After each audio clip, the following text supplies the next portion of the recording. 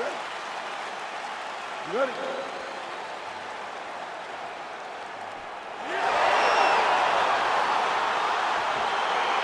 All right, so here we go with round one. Seems to be a throwback type of matchup here. The classically trained striker taking on the Brazilian Jiu-Jitsu black belt.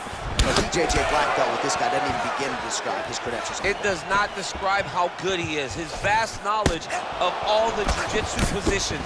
This guy, once you're on the ground, there is no place where you are safe. You are constantly getting attacked. He's always throwing up submissions. He's always attacking arms. He's always attacking your neck, doing everything to try and make you think submission's coming. Oh, nice scramble by him there. Takedown defense on point.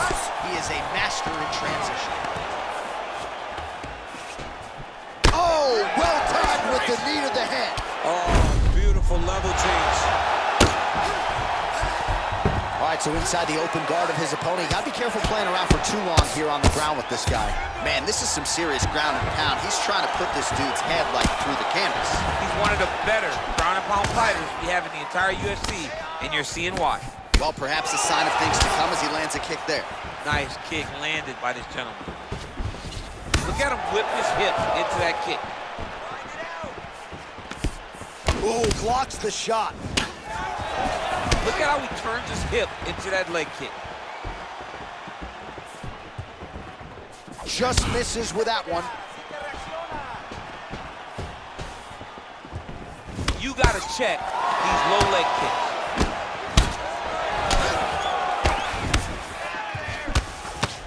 Oh! Very nice outside leg kick by him there, DC. We'll see if he follows it up here. He's really driving his shin into his opponent's thigh, beating his leg up.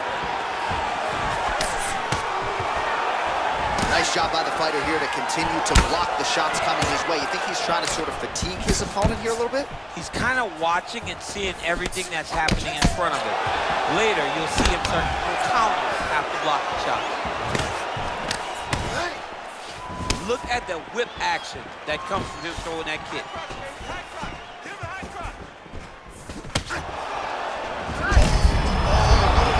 This fight's gonna be over. What a great way of mixing up his attack. He didn't stay the course. He mixed it up. He went high when his opponent thought he was going low, and now he's got him hurt very badly. Big liver kick lands under the elbow. Big powerful punch lands. Now he gets back to range.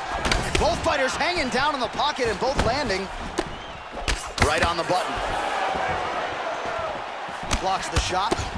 Nice. Looked like it did stun him a little bit. What a fantastic strike to throw at the exact right moment. He deserves this moment. Go finish this fight. Big kick lands.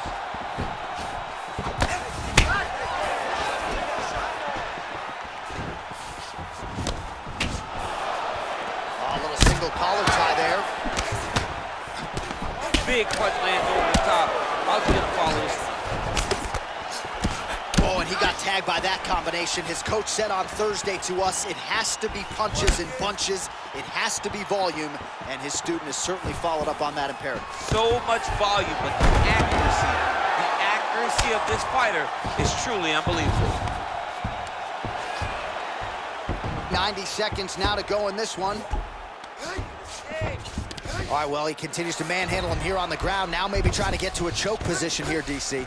Well, there are few things more fun to watch in mixed martial arts than these type of transitions and scrambles on the ground. High-level grappling can really be entertaining. Well, you see all the grappling repetitions here. Just beautiful movement, seamless transitions on the ground. Over and over, these guys are doing things that you see in every jiu-jitsu gym around the country. All right, he's hanging out inside the closed guard of his opponent here, DC. You got to be careful. All right, so you got to be careful playing on the ground with this guy. You don't want to mess around for too long.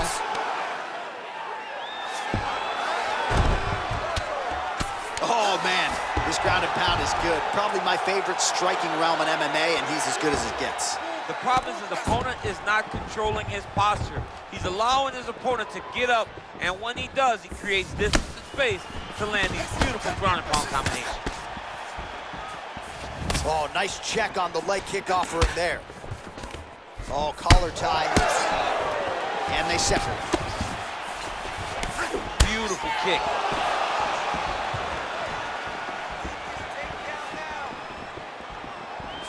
seconds remain in the round. It's very tricky when he throws that body kick.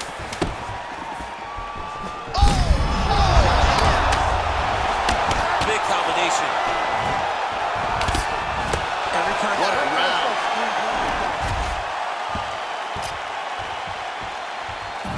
All right, let's look back at some of the action in that round, DC. What a high-level display of offensive wrestling. I mean, this is a joy for me to watch. I enjoy watching a guy maintain this level of wrestling for as long as he has done this. He is constantly in his opponent's face. He's... Excellent job last round. Really like your ground control. This round. Okay, you ready? Round two. Ready? All right, round two. Ooh, what a punch. Nice leg kick. Look at him working at trying to shut the liver down. All right, he engages in a single collar tie here. Oh, how about the transition to the ankle pick? Now we will see where he goes from here. Got the ankle pick. Let's see how he advances from this position. Keep it busy from bottom position here. Well, anytime you are in a ground fighting situation with this fighter, you're potentially playing with fire. All right, got to be careful playing around inside his guard. Absolutely, John. That's why you don't sit in a full guard. When you sit in a full guard, it gives these guys too many opportunities to chase submissions, and now he's jumping on a triangle. All right, so he postures up here and now figures to rain down some ground strikes. Yeah, the ground and pound will be aplenty from this position. All right, well, both fighters pretty comfortable on the ground, DC, but you got to be very careful hanging out here for too long if you're his opponent. Oh, all right, he's got the full mount now, DC, and he has proven to be a hard guy to buck off from this position. Oh, because he's so heavy. He keeps his weight down. He really does grind on you with his bottom half. He doesn't do anything with his arm. His arms are free to punch. He's collecting you with his hips and his legs, making you make a determination as to whether or not you want to get grounded, pounded into the mat, or if you're going to give your back up, where he will then start to chase chokes.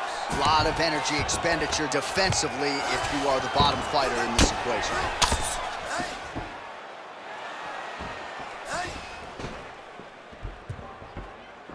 A lot of top pressure being applied here as he works out of side control. Drops down inside the now closed guard of his opponent. Let's see how patient he is as he attacks a submission or big ground and pound.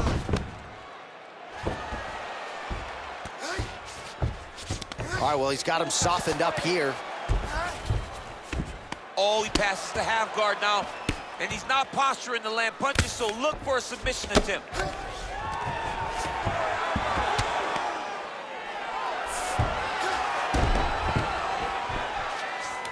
He jumps on a headlock. We call this in wrestling just a headlock, and if you're not careful, you can get stuck in an arm triangle.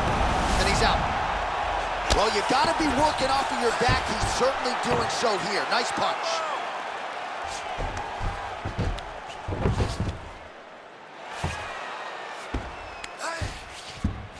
Well, not good body language from his opponent here, DC. He's curled up. No, he's exhausted. He's been beaten. All right, dominant position for him here. Full mount. If you're the bottom fighter, better start moving those hips, DC. Oh, you got to start moving those hips. What you should do initially, right, is start to push at the knees. Push at the hips, create some distance, shrimp, and try to recollect half guard. Half guard sucks, but it's much better than being mounted fully by your opponent. All right, so inside the open guard of his opponent. You got to be careful playing around for too long here on the ground with this guy. All right, side control now, DC. You know he's in his element on the ground. A lot of tricks up his sleeve. A lot of tricks. Nicely done there as he forces the miss from his opponent. 90 seconds now in round two.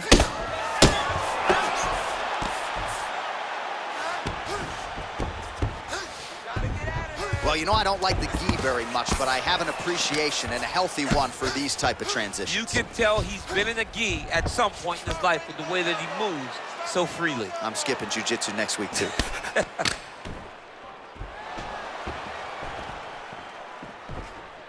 I love watching this guy move on the ground. Another nice transition there. Such a high-level grappler. You don't see that very often.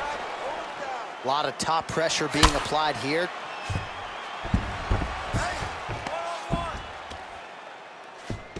Well, he's in a compromising spot here, DC. You got to figure out a way to get back to your feet.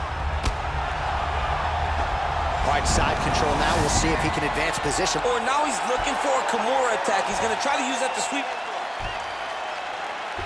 The Kimura is not the arm. It's the shoulder pressure that usually makes you tap. But now DC trying to isolate an arm. Yep, he's using the Kimura. And this might just be a matter of time.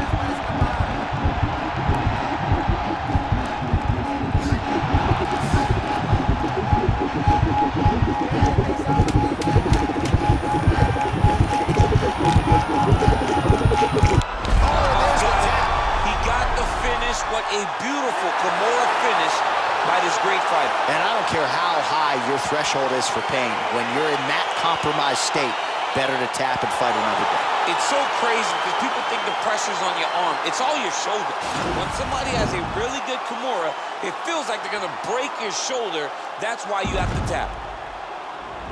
All right, so a wild round and a wild sequence there on the ground, DC. Talk us through the highlight. He's such a phenomenal grappler. I don't understand